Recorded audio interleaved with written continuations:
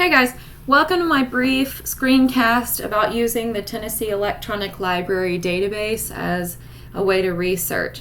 So I think the best way to access the Tennessee Electronic Library is just to go ahead and Google TNTEL, and it should be the very first thing that pops up. Otherwise, I've also provided a link on my Weebly page. So again, just Google TNTEL and you'll see that the Tennessee Electronic Library pops right up. This is a free database for Tennesseans, so it might prompt you to input your zip code or something like that to prove that you are in Tennessee.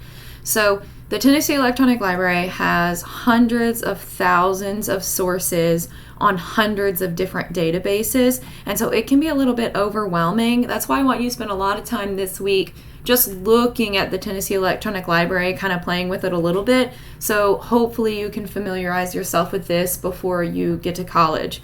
From the homepage of the Tennessee Electronic Library, I think the best one to go to is Students. It's a little bit more student friendly in that usually the articles it pulls are going to be a little bit maybe lower lexile level and a little easier to understand or more appropriate for the types of papers that you'll be writing. Don't limit yourself. You're welcome to look around on the college one. A lot of the resources are the same for those though. So when you click on Students in high school, you're going to see that it still pops up with hundreds of different databases that you might want to use for your research paper. And it can be a challenge to really narrow down your sources. But again, you have ample time to do this and just to kind of play around on it. I did pull up a few Lord of the Flies topics that I might think about searching.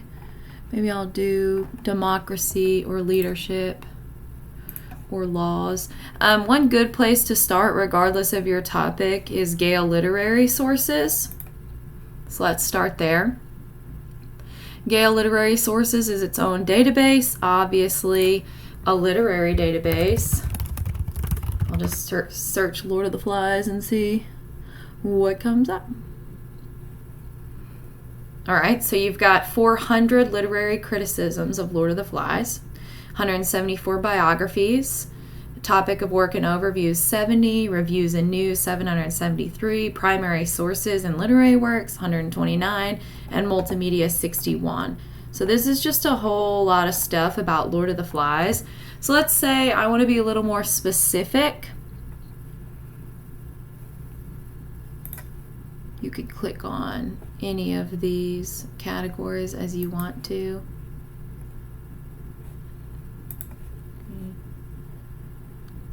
But let's say we're going to filter just a little bit. You can filter by subjects over here. Symbolism. You can look and see symbolism in Lord of the Flies. Religious insights. Strange powers of dangerous potential. This might be fiction.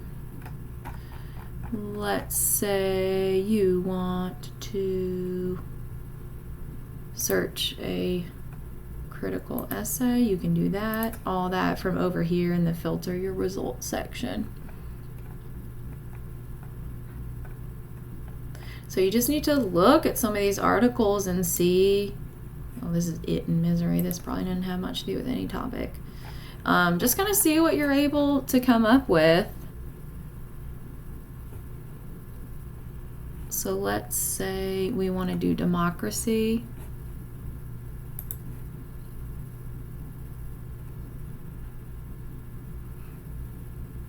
All right, back to TEL. Another good one to use is Academic One File. It's a different database,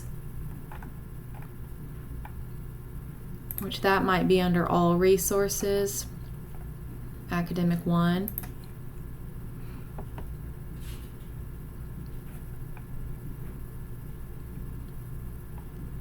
And then there are tons of different disciplines you can explore. So let's say we're thinking about, look, there's a whole history one, and there are several topics directly related to history. Let's say you want to look at psychology. Look at all this, wow.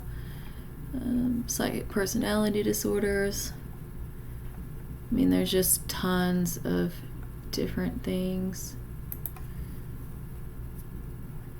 So yeah, you just kind of have to get on here and see what you might be able to find that relates directly to your topic. So let's say you find an academic journal, let's make it peer-reviewed, and you find one that you like, that you're interested in actually using in your paper, or one that you would want to save. Ooh, here's a good one. Emotion Knowledge, Theory of Mind and Language in Young Children.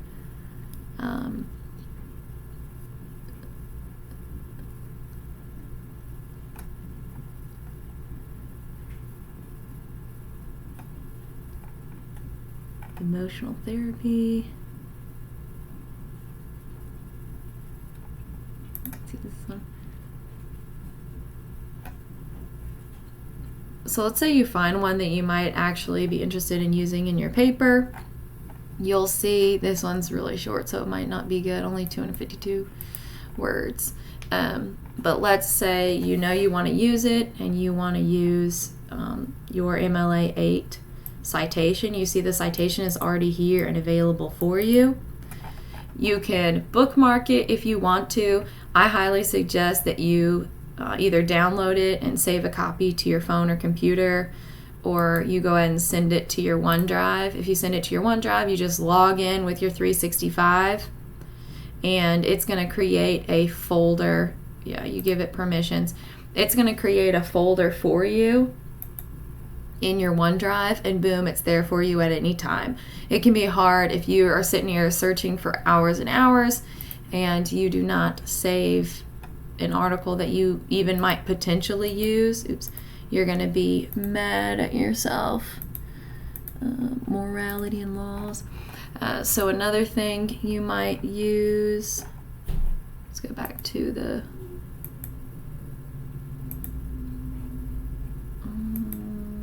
where's the student sources? Let's go back to students.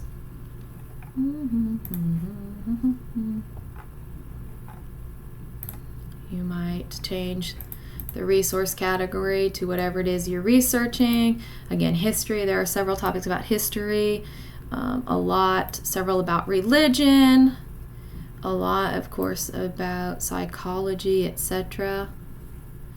So you could even find a database that is specifically about literature. You could find a database that's specifically about history, if that's part of your topic. Oh man, there's just so many. So if you're interested in using an encyclopedia, you can. But you can use in your actual paper, you can use only one. So just kind of get on here, play around with it, see what you're able to find. Children. No. Okay. Again, I'm just in the student one. I'm not even in all of them. So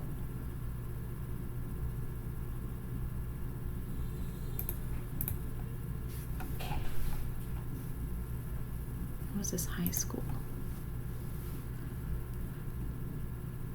Anyway, so you get the gist of it. You just get on here.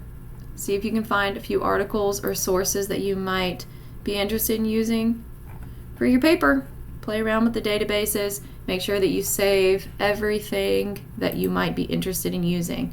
Again, I suggest you save it to your OneDrive. So mess around with it, have fun, and then complete your Google Docs about your experiences. Bye!